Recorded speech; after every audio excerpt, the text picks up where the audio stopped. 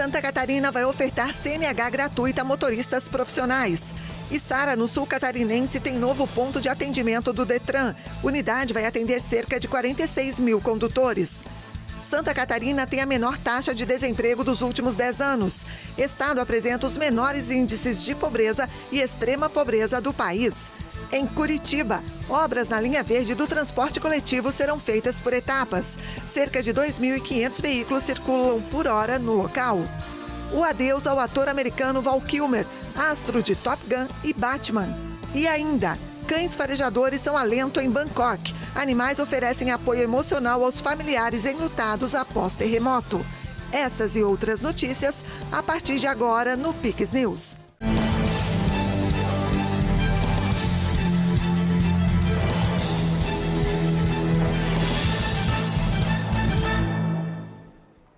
Olá, sejam todos bem-vindos ao Pix News desta quarta-feira, 2 de abril de 2025.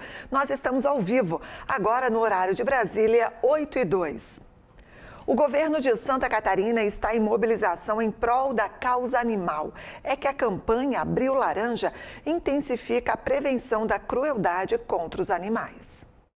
Nós temos aí ainda acontecendo a farra do boi, que é proibido por lei, mas ainda pessoas que não têm consciência continuam fazendo a farra do boi, ou seja, maltratando muitos deles os animais. Nós, da Secretaria do Meio Ambiente do Estado de Santa Catarina e Economia Verde, queremos conscientizar, queremos fazer capacitações através da educação, através da divulgação dos trabalhos que são feitos pela Secretaria contra os maus tratos dos animais. O governador de Santa Catarina, Jorginho Melo, assinou a abertura do primeiro edital de inscrições para o programa CNH Emprego na Pista.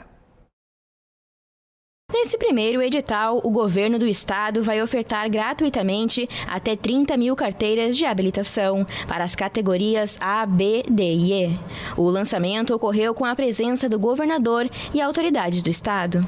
E também nós estamos fazendo hoje aqui o lançamento do Emprego na Pista, que é um programa que nós vamos dar 30 mil carteiras de motorista gratuitamente a entregador de pizza, a motoboy de forma geral, mudar de categoria. Alguém tem uma categoria, ele quer um emprego, vai ter um emprego melhor, uma possibilidade do emprego num caminhão com carga perecível, perigosa, enfim. Então nós vamos fazer isso, é um convênio com a FETRANSESC, ideia nossa, do governo, compromisso nosso, que nós estamos oficialmente fazendo assinatura aqui do credenciamento do emprego na pista. Então as pessoas vão se credenciar para poder fazer a sua carteira de motorista ou poder mudar a sua categoria gratuitamente. O Estado está bancando e é um número inicial de 30 mil carteiras. Podem participar do programa residentes de Santa Catarina que atendam aos requisitos específicos de cada modalidade,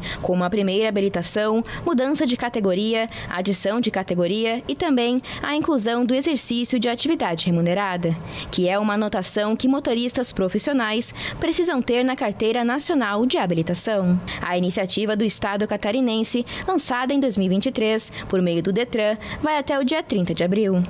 A distribuição das vagas será por meio de sorteio.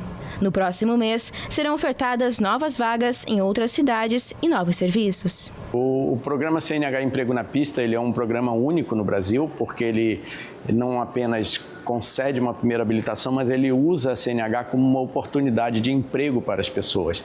Dessa forma, é com muita alegria que hoje o Detran abre o edital e abre as inscrições para que aqueles candidatos que desejam concorrer a uma das vagas possam fazê-lo. Nessa data é o primeiro edital, nós teremos outros editais à medida que nós tenhamos a adesão dos nossos credenciados, as autoescolas, os médicos, psicólogos, essas vagas vão sendo expandidas para a população. Então nós estamos abrindo hoje 670 vagas aqui no estado e na sequência teremos mais editais, então é importante estar atento ao nosso site do Detran, o site oficial do Detran e do Programa Emprego na Pista, onde estão todas as informações e aonde estará o link para essas inscrições. Neste primeiro edital, as 670 vagas serão destinadas aos municípios de Florianópolis, São José, Lages e Dionísio Cerqueira. Após a inscrição, os documentos apresentados pelos candidatos passarão por conferência. O programa conta com o apoio da Secretaria de Assistência Social para consulta ao Banco de Dados do Cadastro Único, o CAD Único. Para quem quiser se inscrever, é só acessar o site do Detran Catarinense ou do programa Emprego na Pista. E o Detran de Santa Catarina também inaugurou um ponto de atendimento em Sara, no sul do estado. A unidade vai atender mais de 46 mil condutores. As novas instalações contam com um novo formato de atendimento, trazendo mais segurança e acessibilidade para a população. Além de Sara, a unidade também vai atender os cidadãos de Balneário Rincão. Entregando para a sociedade instalações que dê mais conforto às pessoas. A gente cuida das pessoas em todos os aspectos, na saúde, na educação. E aqui também aqui em Sara precisava fazer uma melhoria no atendimento.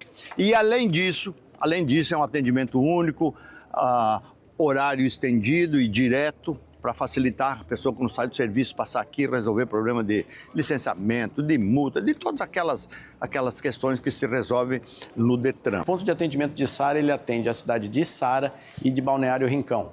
Isso representa em torno de 45 mil CNHs nessa região e cerca de 65 mil veículos. Então, uma quantidade expressiva para essas duas cidades. As melhorias adotadas no novo ponto de atendimento no município fazem parte das atualizações que estão sendo implementadas em todas as unidades do Detran no estado. Os cidadãos terão acesso a serviços como os de veículos, habilitação, penalidades e multas, incluindo foto e biometria, além de avaliação do atendimento por meio de QR Code. O horário de funcionamento será das 10 horas da manhã às 4 da tarde.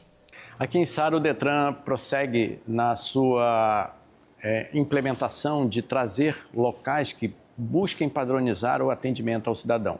Não só padronizar, mas melhorar. Ambientes confortáveis, com acessibilidade, com um layout padrão, com mobiliário padrão e com uma forma inteligente de atender que dinamiza receber as pessoas, levá-las até o balcão, prestar o serviço que o Detran deve prestar e assim fazer com que o serviço seja otimizado e melhor prestado ao cidadão.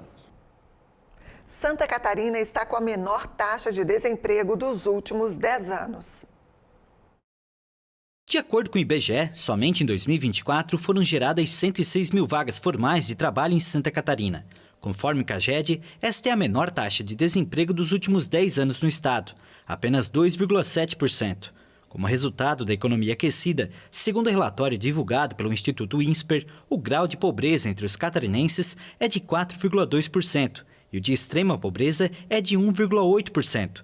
Os percentuais foram calculados considerando os anos de 2022 e 2023. Conforme o estudo, a média brasileira é de 16% no grau de pobreza e de 5,5% no grau de extrema pobreza no mesmo período.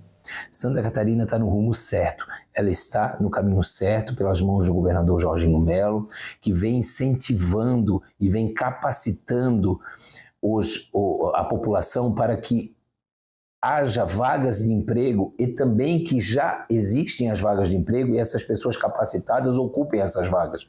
Então, vimos que Santa Catarina está no topo de todos os índices de empregabilidade. No entanto, desafios ainda persistem. A taxa de desocupação entre os 10% mais pobres chega a 20% e a informalidade atinge 52% desta parcela da população catarinense. Santa Catarina é o estado com o menor número de beneficiados com Bolsa Família. São cerca de 232 mil famílias favorecidas. Enquanto 1% dos brasileiros mais ricos ganham em média R$ 20.600 e os 40% mais pobres recebem R$ 527, sendo a média brasileira R$ 1.848. A média dos que moram na região sul do país é de R$ 3.149. Em Santa Catarina, 7 de cada 10 pessoas têm algum tipo de rendimento. Este é o segundo estado melhor colocado neste quesito. No Paraná, o governo do estado e a prefeitura de Curitiba anunciaram um investimento de quase 120 milhões de reais para a construção de 2 novas trincheiras na linha verde. O objetivo é melhorar a mobilidade e a segurança viária no trecho que liga os bairros Xaxim e Capão Raso. A assinatura do convênio que autoriza a licitação da obra ocorreu nesta última terça-feira. A nova infraestrutura será implantada no entorno da Estação São Pedro e vai interligar as ruas Omar Raimundo Piquet com a Marechal Altair Rosani e a Rua Barão do Santo Ângelo com a Ipiranga. O investimento tem participação do governo do estado, que destinará 88 milhões de reais por meio da Secretaria de Infraestrutura e Logística e da Prefeitura de Curitiba, que contribuirá com 32 milhões de reais. A gente sabe que a linha verde é uma artéria importante da cidade que liga a região norte-sul da nossa capital. Ela foi concluída há algum tempo já, né? Uma obra que acabou tendo alguma demora por empresas que acabaram quebrando ou empresas que não conseguiram dar conta de terminar a obra, hoje solucionado. E agora nós estamos apresentando uma nova proposta, que é uma proposta já iniciando com obras, que é obras complementares que vão melhorar a eficiência da linha verde, né? A obra tem como foco a melhoria da mobilidade e a redução de congestionamentos e acidentes na região. A linha verde é um dos principais corredores viários de Curitiba, ligando as regiões norte e sul da cidade e servindo como eixo de integração da região metropolitana. É importante que se diga que essa paz política que o governo do Paraná vive com os municípios reflete na nossa capital. São 85 milhões a fundo perdido que o governo do estado coloca no município, ou seja, o município não precisa devolver o dinheiro para o estado, é um investimento que o estado faz, em torno de 35 milhões que a prefeitura utilizou principalmente na área desapropriação daquela região. A expectativa é que a construção das novas trincheiras traga impactos positivos, principalmente para quem depende do transporte coletivo. A linha verde, ela não é só uma artéria, ela é praticamente quase uma rodovia dentro do perímetro urbano. Então, ela exige soluções que definitivamente possam dar mobilidade e segurança à população. Então, toda a nossa equipe se debruçou com a equipe da Prefeitura de Curitiba para que a gente pudesse ter um projeto mais robusto. Ele vai ser construído numa modelagem BIM, que é moderno, isso nos dá segurança da execução, com menor tempo, menor custo. É importante ressaltar que a gente vem investindo sistematicamente em mobilidade urbana na cidade, porque temos que levar em consideração que é uma cidade de 1,8 milhões de habitantes para 1,5 milhões de veículos. O que é importante esse investimento contínuo em mobilidade para a gente garantir a qualidade da mobilidade da nossa cidade.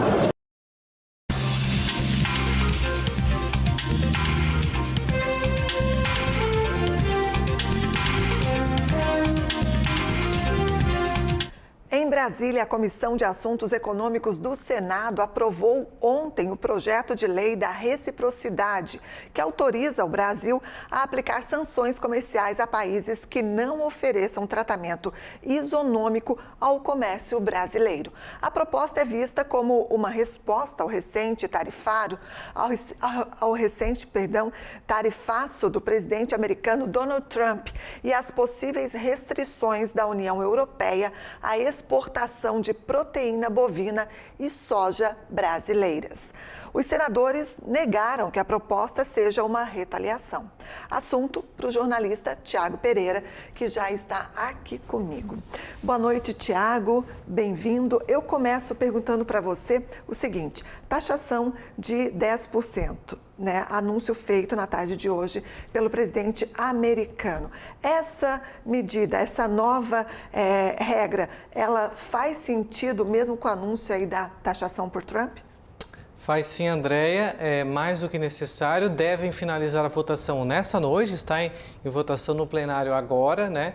E, como a gente sempre diz, antes tarde do que nunca, uma medida vital para o Brasil e acreditem se quiser, que nós não tínhamos, vamos ter, portanto, certamente com a maioria dos votos a partir de agora. Tá tudo certo? Tudo bem? Tudo bem com você. Tudo ótimo. Boa noite para você e para a nossa audiência qualificada. Mas vamos aos fatos, né? Como a gente sempre diz. Essa medida me parece mais um recado para os países europeus do que para os Estados Unidos e faz total sentido sim. Nesse caso, nós vamos concordar com os senadores. Aliás, precisou Trump assumir para criarmos uma lei como essa. Alguns mais do viés da esquerda, do ambientalismo, a turma da Marina Silva, né, vão dizer que foi lobby do agro, mas, na verdade, uma defesa. É um antídoto a tudo que está por vir, e eu explico.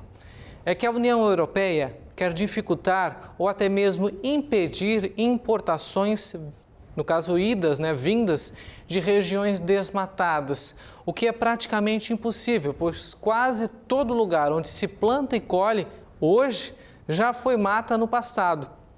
Inclusive nos próprios países da Europa, que agora tentam impor aos outros o que eles não fizeram outrora.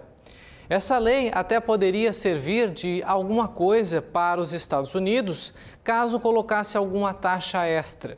Mas Trump ontem deu um sinal dizendo que seria gentil aos países parceiros dos Estados Unidos. Agora, o veredito, como a Andréa falou, com a taxação de 10%, ou seja, iguala entre os dois países. E isso os economistas mais experientes, vocês sabem, já sabiam. Só que, infelizmente, nos dias atuais, parcela da imprensa se juntou aos partidos de esquerda e torcia para que Trump se tornasse o verdadeiro vilão que eles pregavam. Mas não deu. Só que não, dito aí pelos jovens da atualidade. Ou seja, Brasil e Estados Unidos mantêm a política de reciprocidade de anos, mesmo sem esforço algum do governo Lula. O bom senso veio da Casa Branca.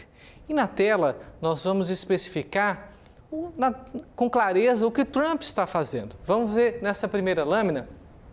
Produtos dos Estados Unidos, quando chegam na China, a taxação lá é na bagatela de 67%. O que Trump fez? Equalizou, mantendo, ou seja, quando os produtos da China chegam nos Estados Unidos, a taxação é de 34%. O Trump até brincou hoje falando que é uma meia equalização entre as tarifas, porque aqui é um pouquinho mais da metade, ou seja, o valor que a China cobre é muito alto, 67%. Na próxima lâmina, a gente vai ver que países como o Japão cobram também taxas elevadíssimas de produtos norte-americanos que chegam lá no país asiático, 46%. Na nova tarifa imposta pelo governo Trump, um pouquinho mais da metade vai ser cobrado agora 24%, nada mais justo, melhor dizendo, para o momento atual da economia globalista em que vivemos, que se os Estados Unidos não tomaram uma atitude agora, ele sofre sérios riscos do protecionismo que tem no momento. Vamos então para a próxima lâmina e aqui eu quero destacar o Brasil, que iguala, portanto, com os Estados Unidos a taxação, ou seja, se os Estados Unidos compram um produto brasileiro ou se o Brasil compra um produto norte-americano, passam a se igualar à tarifa de 10%, o mesmo para a Colômbia, mas aqui abaixo, e para a nossa vizinha Argentina. Antes de finalizar, mais alguns dados importantes que a gente traga à luz do dia para a nossa audiência qualificada. A União Europeia, por exemplo, que não estava aqui no gráfico, mas eu destaco também, cobra 39% de produtos importados dos Estados Unidos. Trump aumentou para 20%, ou seja, na balança, os Estados Unidos ainda está com taxas menores do que os países que aterrorizaram com esse tarifaço alegam não cobram hoje em dia. O Brasil, para a gente ter uma questão da balança, a exportação brasileira para os Estados Unidos é de 40,3 bilhões, as importações são 40,6, ou seja, os Estados Unidos têm um superávit de 283 milhões, ou seja, o Brasil ele compra mais do que dos Estados Unidos do que exporta, uma diferença que dá um superávit para os Estados Unidos. Os principais produtos que são vendidos aqui do Brasil para os Estados Unidos são óleo bruto de petróleo, aeronaves, café e ferro. Já os principais produtos comprados dos Estados Unidos são motores e máquinas, a gente vê na construção, As principais máquinas Caterpillar são dos Estados Unidos, óleos, combustíveis, aeronaves também. O Brasil compra muito dos Estados Unidos e também matéria-prima para a indústria em geral. Portanto, esclarecendo aí bons números para que as pessoas entendam realmente o que os Estados Unidos, Donald Trump, estava querendo mostrar com essa taxação que foi tão mistificada e agora a gente acho que tentou esclarecer um pouquinho para a nossa audiência. Pois é, ele prometeu ser gentil aos parceiros em relação ao Brasil, parece que cumpriu, né? Exatamente, parece que cumpriu, se passa uma borracha e, claro, agora é aquela relação entre os importadores e os exportadores, ou seja, as empresas brasileiras que vendem para os Estados Unidos que tenham que conversar e fazer os ajustes com os compradores de lá, pois é assim que funciona a economia, né? Já que também o Brasil, o governo brasileiro atual, tem poucas relações com os Estados Unidos. Tá certo. Muito obrigada, Tiago, pelos esclarecimentos e até a próxima. Eu que agradeço, uma boa noite a todos. A gente volta a se ver na sexta-feira. Até lá, cuida dessa garganta aí. E você vai ver a seguir, começa a valer a autorização para entrar no Reino Unido. Cidadãos de 30 países da União Europeia precisam do documento. E também, Libertadores 2025. Brasil inicia fase de grupos perdendo na competição continental. Nós voltamos em instantes.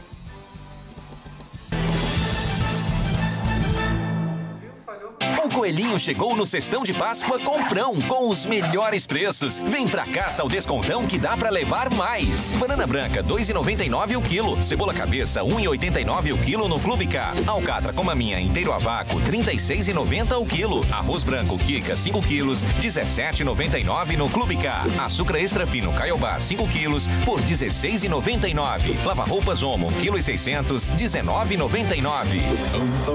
Melhor preço é no Comprão.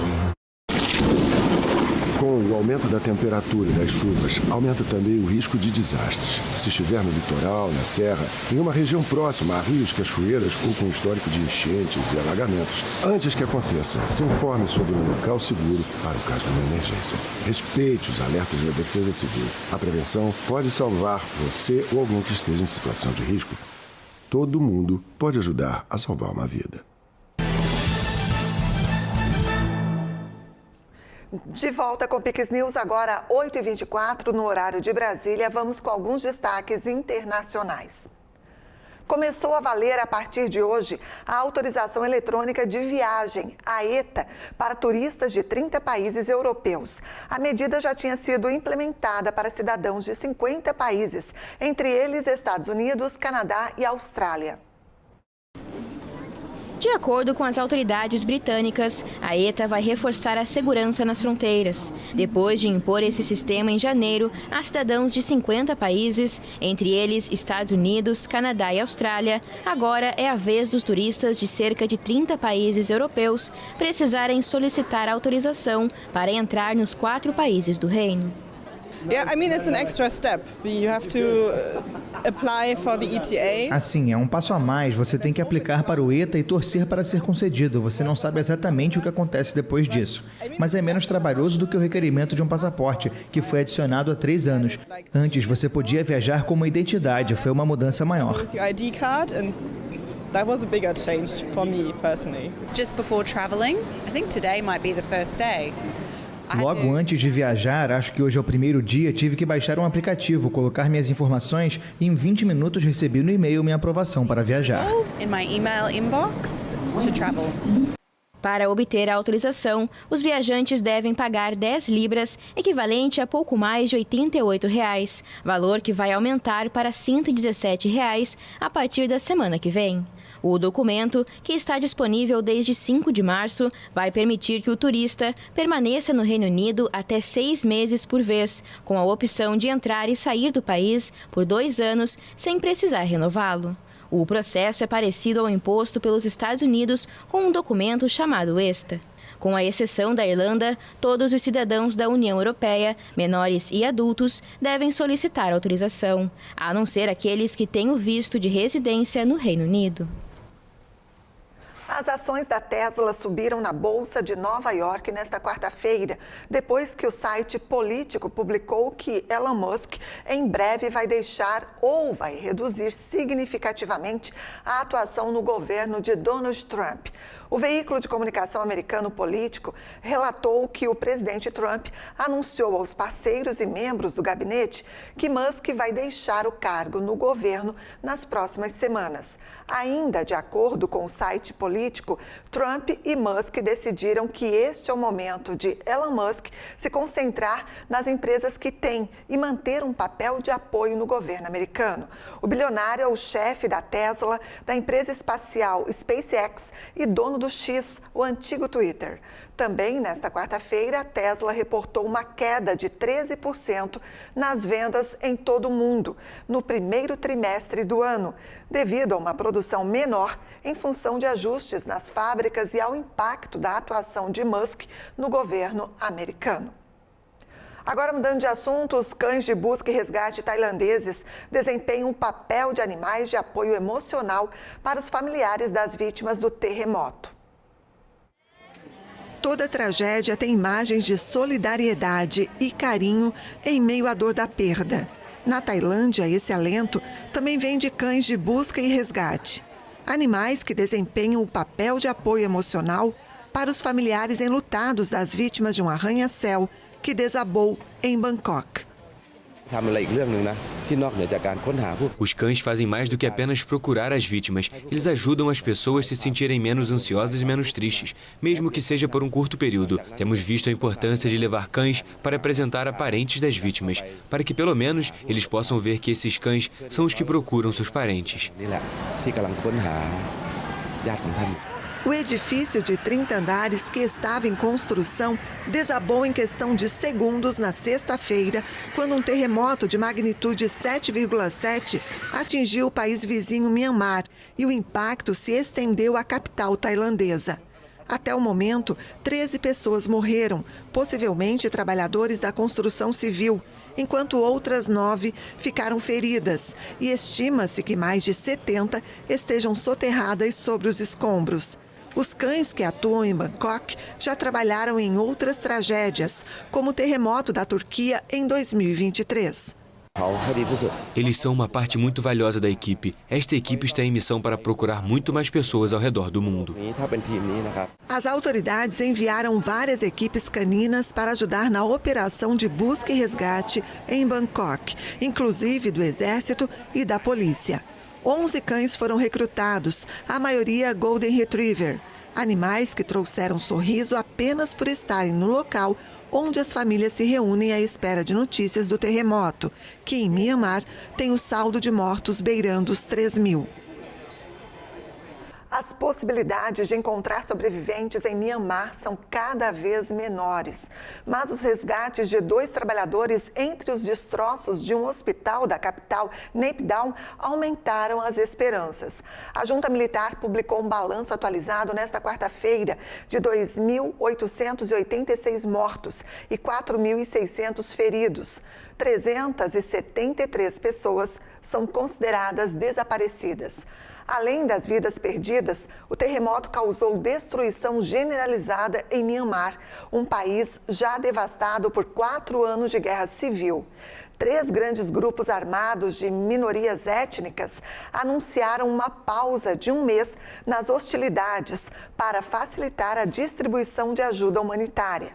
Apesar disso, o líder da junta respondeu que atividades de defesa contra os grupos iriam continuar. O ator americano Val Kilmer, famoso por interpretar o personagem Iceman em Top Gun, morreu aos 65 anos, vítima de pneumonia. Grande estrela de Hollywood das décadas de 1980 e 1990, Kilmer interpretou o personagem Iceman em Top Gun e deu vida a Jim Morrison no filme The Doors de Oliver Stone. E encarnou o super-herói de Gotham em Batman Eternamente. Em 2014, o ator foi diagnosticado com um câncer na garganta, do qual se recuperou, mas o tratamento provocou a perda da voz, como os fãs viram na participação especial como Iceman na aguardada sequência Top Gun Maverick de 2021. Kilmer iniciou a carreira no teatro e foi a pessoa mais jovem a ser aceita na renomada Juilliard School de Nova York. Ele estreou no cinema em 1984 com a comédia Top Secret. Após alguns fracassos, o ator começava a se reerguer na década de 2010, quando o câncer interrompeu a carreira. A Arquidiocese de Caracas confirmou que o Papa Francisco aprovou a canonização de Madre Carmen Rendiles, a primeira santa da Venezuela. Rendiles, que nasceu na capital do país sul-americano em 1903, sem o braço esquerdo, e completou parte da formação religiosa na França, era conhecida pela dedicação aos mais necessitados em paróquias e escolas. Em 1965, ela fundou a Congregação dos Servos de Jesus, que realiza trabalho social na Venezuela, Colômbia e Equador. Ela era muito próxima das freiras que chegavam ao convento. É uma alegria para todo o povo, para a igreja no mundo, não só para nós como filhas dela da mesma congregação, mas para a igreja, porque uma santa tem ressonâncias universais. Implica que é a nível universal. Carmen Rendiles, que morreu em 1977, foi beatificada em 16 de junho de 2018, depois que o Vaticano confirmou um milagre envolvendo uma jovem diagnosticada com hidrocefalia em 2015. O anúncio sobre a santidade de Rendiles vem logo após o Papa aprovar a canonização do primeiro santo venezuelano, José Gregório Hernández, em 25 de fevereiro. Ele era conhecido como médico dos pobres e era venerado no país há décadas. O Vaticano realizou uma missa nesta quarta-feira pelos 20 anos da morte de João Paulo II. Centenas de fiéis e a primeira-ministra italiana, Giorgia Meloni, participaram da homenagem na Basílica de São Pedro. O secretário de Estado do Vaticano, o cardeal Pietro Parolin, fez uma conferência e elogiou João Paulo II como alguém que poderia falar com autoridade e firmeza não apenas aos católicos, mas também a todas as nações. João Paulo II faleceu em 2 de abril de 2005.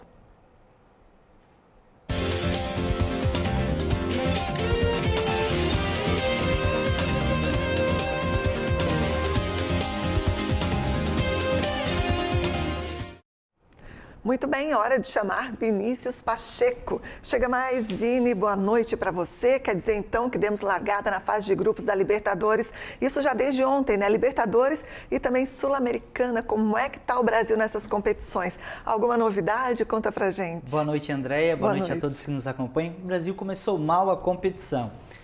Na fase de grupos da Libertadores, o Fortaleza, representante brasileiro, perdeu ontem para o argentino Racing, jogando em casa. E a gente vai conferir agora o primeiro gol do Racing.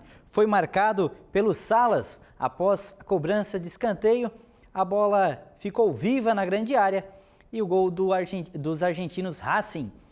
Na sequência, em um contra-ataque, o Almendra vai fazer depois esse bate e rebate, fazendo o segundo gol para os argentinos. E para finalizar a goleada, o Sosa fez o terceiro gol após a cobrança de escanteio e poderia ser mais. Fortaleza começou muito mal a competição, um time muito espaçado, infelizmente começou aí com uma derrota e tem que melhorar bastante para o restante da competição. Outro brasileiro que perdeu, mas na Sul-Americana e não na Libertadores, foi o Cruzeiro, também para os argentinos, de União de Santa Fé. E a gente vai conferir aí o único gol da partida, marcado pelo Froilán, já também após cobrança de escanteio, nos acréscimos, o Froilán Dias fez o gol do União de Santa Fé e poderia ser mais, porque ainda no primeiro tempo, o União de Santa Fé chegou a fazer um gol, onde driblou o goleiro Cássio, mas foi marcado o impedimento. O único brasileiro que ganhou ontem nas competições continentais foi o Fluminense, com o gol de um argentino, o Cano. E a gente vai conferir agora, após o cruzamento para a grande área, Germán Cano marcou de cabeça, mandando no cantinho, no ângulo, sem chances para o goleirão. Outro brasileiro que esteve em campo também pela Sul-Americana foi o Atlético Mineiro, que empatou com os peruanos de Cienciano.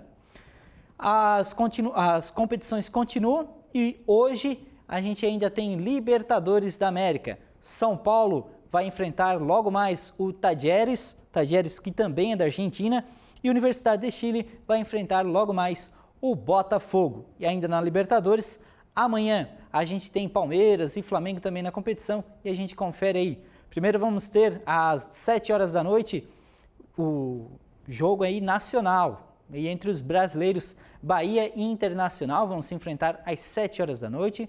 O Sporting Cristal vai enfrentar o Palmeiras que vai ter que viajar lá para o Peru para enfrentar o Sporting Cristal. E o Flamengo vai enfrentar amanhã lá na Venezuela o Deportivo Táchira pela Libertadores da América.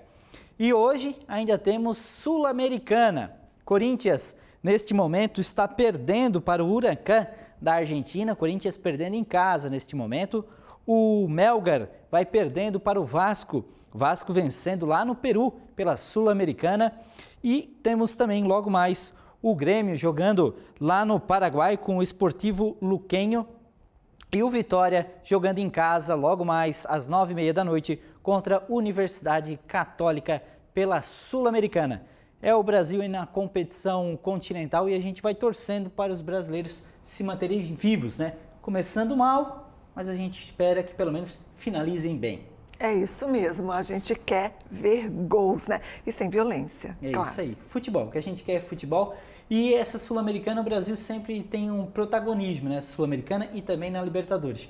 Os principais favoritos, dá pra gente dizer que são os brasileiros. Mas a gente espera que já inicie bem, né? É, a gente sempre torce para isso, né, Vini? Obrigada a você, viu? Até a próxima. Uma boa noite. E assim a gente encerra o Pix News desta quarta-feira. A íntegra desta edição e também as reportagens você pode rever no nosso novo canal no YouTube. É só procurar por Pix News HD.